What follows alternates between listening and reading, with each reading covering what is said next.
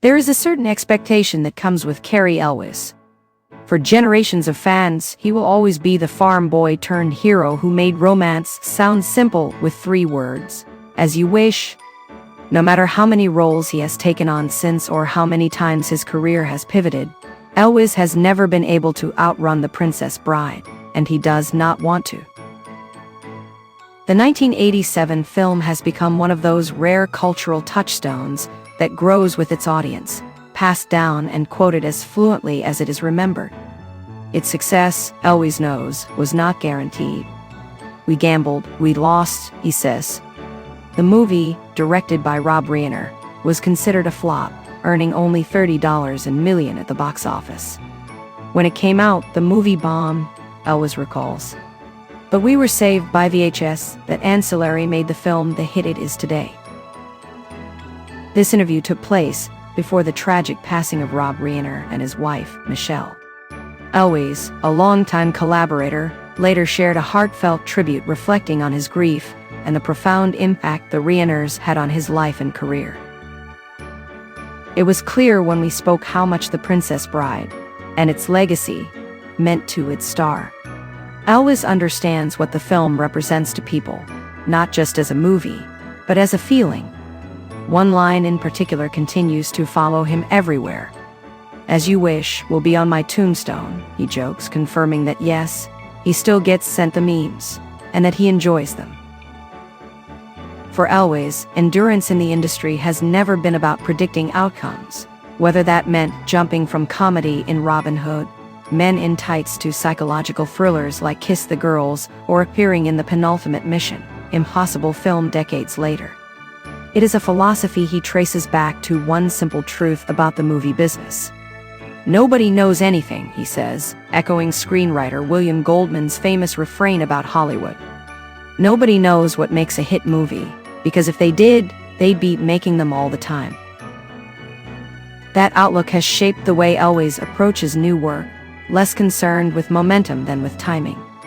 Dead Man's Wire arrived when he was ready for it.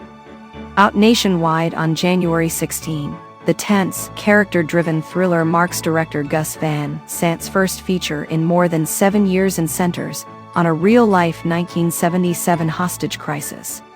For Elwes, the draw was the opportunity to work with Van Sant. He doesn't make movies, he makes cinema, and the chance to be someone else for a few hours. "I'd been through some personal traumatic events in my life," he says. "I was kind of stripped down. I was kind of bare. Acting offered an unexpected sense of steadiness. I was really ready to step into someone else's shoes and live in Mike Grable's shoes for 6-12 hours a day," he says.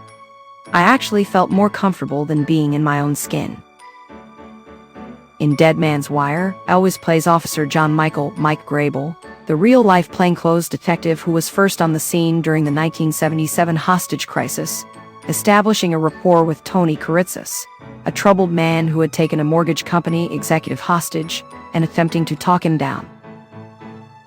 The role wasn't the one he was initially offered. "Gus asked me which role I wanted to do, and at first I was offered an FBI agent, a guy in a suit and tie," Elwes recalls. "And I said to Gus, no one ever offers me the working-class, blue-collar guy. I want to play the undercover narcotics detective." Elwes has been working steadily for 4 decades, moving easily between genres. Asked about the secret to his longevity, he doesn't point to strategy or careful career planning. Instead, he talks about people. "There's no such thing as the talent," he says. "Everybody on a project is talented. The crew is talent. Everybody brings something to creating that story." Filmmaking, in his view, is inherently communal. "It does take a village," he adds. "Sometimes it takes a city, depending on how big the budget is."